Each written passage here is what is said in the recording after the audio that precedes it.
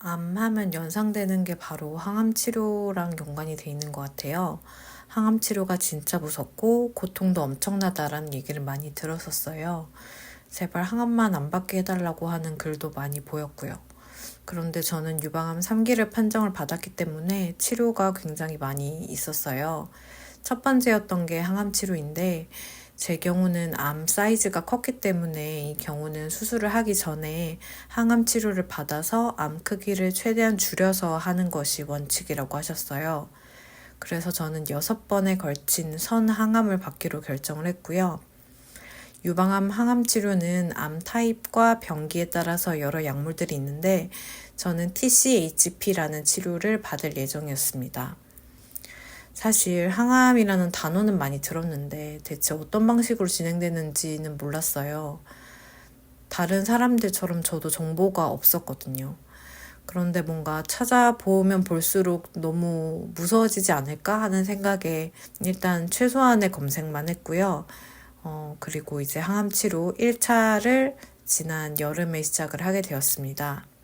사실 항암 치료는 링겔 같은 항암제 형태를 몇 시간 동안 맞는 거였는데요. 항암에 대해 무지했을 때는 뭔가 막연하게 무균실 같은 데 들어가고 그러지 않을까 하는 상상을 했었는데 병실에 들어가니까 저처럼 항암 치료를 받고 있는 환자들이 굉장히 많았어요. 그래서 한편으로는 안도감도 들었고요. 제 또래로 보이는 30대 여자분도 있었고 재발한 80대 할머니도 있었고 연령이 되게 다양했습니다. 실제 항암하기로 한 8월의 어느 날에 저는 남편과 함께 2박 3일 간단한 짐을 싸고 4인실 병동에서 항암제를 기다렸습니다. 간호사분이 가져온 항암제에는 위험 같은 표시가 있어서 조금 무섭긴 했는데요. 항암제를 맞고 있는 과정에서는 고통은 없어요. 단 제 경우는 맞아야 되는 약물이 많아서 중간에 부작용 방지해주는 약물이라고 하는 스테로이드제가 잠깐 들어오는데 그게 엄청 힘들었어요. 간호사분 말로는 온몸이 따끔따끔한 느낌이 들 거라는데 약물이 들어오자마자 그런 느낌이 확 들거든요. 귓구멍부터 항문까지 뭔가 가시로 딱 찔리는 것 같은 느낌이 들어요. 그래서 너무 놀라서 이거 언제 끝나는 거예요? 이렇게 물어봤는데 몇 분 이내로 금방 사라져서 그나마 다행입니다. 제 경우는 첫 번째 항암 때 약물 투입량이 약 2배 정도 된다고 들었어요. 그래서 1차 항암에 있어서 부작용이 엄청 심했거든요.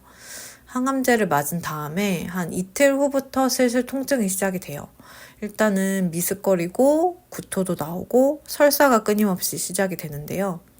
부작용은 사람마다 다 다르다고 하는데 저는 인후통과 미습거림, 구토, 설사가 주된 증상이었고 첫 치료 때는 한 일주일 지나고서 한포진이라고 하는 두드러기가 이제 양손에 올라왔어요.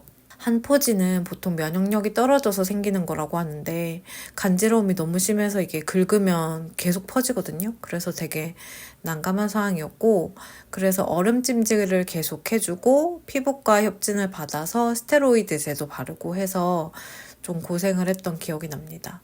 다행히 2차 항암 이후로는 사라져서 조금 그나마 고통을 덜 수 있었던 것 같아요. 첫 번째 항암 후로는 이제 인후통과 몸살 기운이 생겨서 이제 걱정을 했는데 이제 항암 치료를 할 때 간호사분이 열이 올라오면 본원에 다시 와서 진료를 받아야 된다라고 얘기를 하세요. 제 경우는 태어날 때 뉴라스타라는 주사를 맞았는데 찾아보니까 이 주사가 이제 열을 조금 생기게 한다라는 말도 있더라고요. 이게 항암할 때 떨어진 면역을 조금 물려주는 주사라고 하는데 그래서 저는 첫 번째 항암 끝나고 약간 열 오르는 것 때문에 본원 가서 다시 외래를 봤는데 피 검사했을 때 큰 이상은 없었어요. 그래서 그 이후로 미열이 생기면 그냥 그러려니 하면서 타이레놀 같은 걸 챙겨 먹었거든요. 그리고 미습거림과 구토가 저는 한 5일 정도 지속이 되었는데요. 그때 먹기가 되게 힘들어요. 약간 입덧하는 것처럼 울렁거리는 느낌도 들고요. 멀미하는 느낌이어서 식욕이 잘 생기지가 않아요. 그래서 환자들이 많이 먹는 유케어라는 액체가 있는데 그거를 먹기도 하고 약을 간신히 먹을 수 있을 정도로 정말 적은 양만 밥을 먹었던 것 같아요. 그리고 또 회차가 거듭이 될수록 미각까지 잃어서 먹기가 쉽지가 않거든요.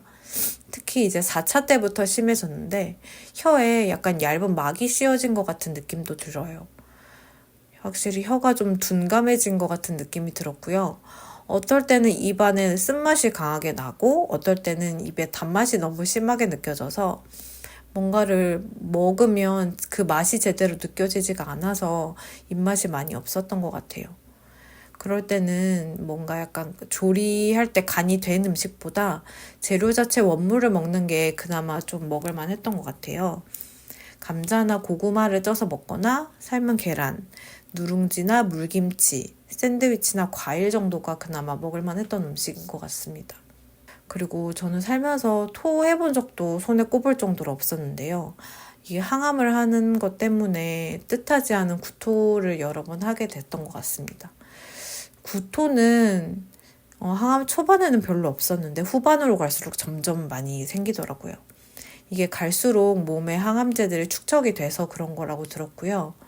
항암제를 맞고서 부작용이 시작될 한 3, 4일 정도의 구토가 제일 심했고 시간이 지날수록 점점 괜찮아졌던 것 같아요. 그리고 설사는 이거는 부작용 중에 그나마 저는 견딜만 했던 것 같아요. 이게 이제 울렁거리는 게 조금 이제 가라앉으면 슬슬 설사가 이제 시작이 되는데 나중에는 설사를 적으면 2번, 많으면 막 4번, 5번 하게 되는데 너무 심해져서 이제 지사제를 처방을 받았어요. 그래서 한 1주 차에는 이제 속이 안 좋고 2주 차에는 이제 설사 때문에 조금 불편하고 3주 차가 되면 이제 부작용이 많이 없어져서 조금 정상과 가까운 몸 상태가 됐던 것 같아요. 그때 만났던 환우분들 중에서는 변비로 나오는 경우가 있다고 하는데 변비보다는 설사가 훨씬 낫다라고 말씀을 하시더라고요. 근데 이게 너무 잦으면 외출하는 게 조금 어려울 수도 있는 게 단점일 것 같습니다. 항암이라는 게 저는 3주에 한 번씩 하게 되었는데 환자들이 하는 말이 살만해지면 또 항암하러 간다고 말을 하거든요. 그 말이 진짜 맞는 게 3주가 되니까 간신히 몸 상태가 괜찮아져요. 그럼 이제 다시 또 새로운 항암이 기다리고 있는 그런 방식이 되죠. 생각해보면은 항암하고 일주일에서 10일 정도는 좀 괴롭다가 2주차 중후반에 슬슬 회복을 하면서 3주차가 되면 식욕이 이제 돌아와서 그때 음식을 엄청 잘 찾아 먹었어요. 아무래도 이제 밥심으로 하는 건데 입에 뭘 먹을 수 있는 때가 저는 별로 없어서 그때 당기는 거는 최대한 먹었거든요. 날 음식을 제외하고 배달 음식도 먹고 빵이나 고기도 그냥 먹었어요. 아무래도 그냥 땡기는 걸 먹어야 되기도 했고 먹을 수 있을 때가 너무 얼마 없기 때문에 특히 항암할 때 단백질 섭취가 중요하다고 해서 신경 쓰려고 노력을 한 편이에요. 이제 항암이 3주에 한 번 이제 꼬박꼬박 하는 게 중요한데 잘못하면 밀리는 경우가 있거든요.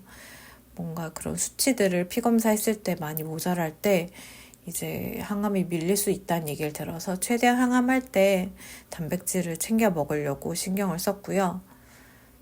유방암 환자는 아무래도 식단 조절이 제일 중요하다고 하는데 다들 하시는 말씀이 항암 때는 그래도 조금 먹을 수 있는 건 최대한 먹고 수술이 끝난 다음에 식단을 조절하는 게 중요하다라고 말을 해요. 그리고 또 하나 부작용을 말씀드리면 탈모. 이거는 할 말이 많으니까 다음 영상에서 자세히 이야기해보고 이제 다른 거를 얘기하면 부종이에요. 항암이 진행되면서 얼굴이 빵빵하게 부어요. 원래도 볼살이 있긴 한데 뭔가 약 때문에 부은 것 같은 느낌이 강하게 들어요. 뭐 문페이스라는 말도 있어서 뭔가 부으니까 얼굴이 더 못생겨져서 되게 우울하고 손가락도 붓습니다. 하체가 특히 붓는 게 느껴지는데 겉보다는 활동할 때 불편해요. 하체 부종이 오니까 다리가 많이 무거운 느낌이 들거든요. 항암할 때 이제 운동을 해야지 체력이 많이 안 떨어진다고 해서 꾸준히 걷기 운동을 해줬는데 4차 때부터는 이게 다리가 너무 무거워서 걷기 운동하는 것도 정말 쉽지가 않더라고요. 집에서 누워있는 날들이 점점 많아졌어요. 운동을 해야 되는데 하면서 진짜 이게 힘들어 죽겠는데 무슨 운동이냐 싶어가지고 침대에 붙어 있었던 적도 많았고요. 근데 걷기를 안 하니까 하체가 더 무겁고 이제 다리가 너무 아파서 자기 전에 다리를 주무르거나 하체 스트레칭을 해야만 잠을 잘 수 있게 되더라고요. 그래서 다리가 너무 아파서 항암 5차부터는 하체 마사지도 3주에 한 번씩 받았고요. 이게 마사지가 며칠은 괜찮은데 바로 이제 시간 지나면 또 다리가 아파서 결국은 걷는 게 도움이 많이 됐던 것 같아요. 그래서 조금 몸이 안 좋더라도 조금이라도 걷기 위해서 노력을 했고 하체 스트레칭도 꾸준히 하려고 많이 노력을 했습니다. 이게 항암산을 오른다고 말을 하잖아요. 정말 산처럼 느껴지거든요. 그래서 6번의 항암이 있었는데 5차 항암이 끝났을 때 보통 한 번만 더 하면 된다 이런 생각이 들잖아요. 근데 그런 생각이 안 들고 이 힘든 걸 한 번 더 해야 된다고? 이런 생각이 들어요. 얼마나 힘들면 그런 생각이 들겠어요. 그래서 긍정적인 마음을 가져야 되는 걸 아는데 그게 쉽지 않은 게 항암 치료 받는 과정인 것 같아요. 그래서 진짜 2번 다시는 하고 싶지 않은데요. 그나마 항암에 그래도 장점을 꼽으라면 항암 치료를 받으면 정말 몸이 안 좋기 때문에 주변 가족과 지인들을 잘 챙겨줍니다. 그래도 확실히 그건 있었어요. 저도 처음에 항암 부작용, 치료 과정 이런 거 찾아보면서 걱정을 많이 했단 말이에요. 근데 막상 제가 하기 시작하니까 항암 하기 전에 그 무서운 마음 상태보다는 훨씬 견딜만 했던 것 같아요. 이게 사람마다 다를 수 있겠지만 견딜 수 없을 정도의 힘든 고통일까라고 물어봤을 때 아니 견딜 수는 있을 정도의 고통이라고 말씀드리고 싶어요. 물론 쉽지 않죠. 근데 이게 저의 암을 고쳐준다고 생각하면 저는 이거는 감내할 수 있다라고 생각을 하고요. 진심으로. 그래서 항암을 하기 전에 너무 걱정을 하시고 불안해하지 않으셨으면 좋겠습니다. 항암산을 오르내리면서 주변 사람들의 걱정과 보살핌을 제대로 느낄 수 있었고요. 아이가 너무 어려서 아기 돌보는 거랑 살림하는 게 힘들었는데 제가 암 선고를 받고서 어머님이 바로 집으로 와주셨어요. 그래서 같이 지내면서 밥도 챙겨주시고 아이도 함께 케어를 해주셔서 그나마 사람답게 살 수 있었고요. 그리고 남편도 검사를 받아야 될 때나 수술 받아야 되는 시간 동안 반차나 연차를 쓰고 도와줘서 너무 고마웠던 것 같아요. 항암을 받으실 여러분은 저보다는 곁에 좋은 사람들이 더 많을 것 같으니까 충분히 잘 이겨낼 수 있을 거라고 믿고요. 모두 다 건강하기를 바랍니다. 걱정보다는 그래도 괜찮을 거예요. 들어주셔서 감사하고 또 다음 영상으로 찾아올게요. 구독과 좋아요 눌러주시면 감사하겠습니다.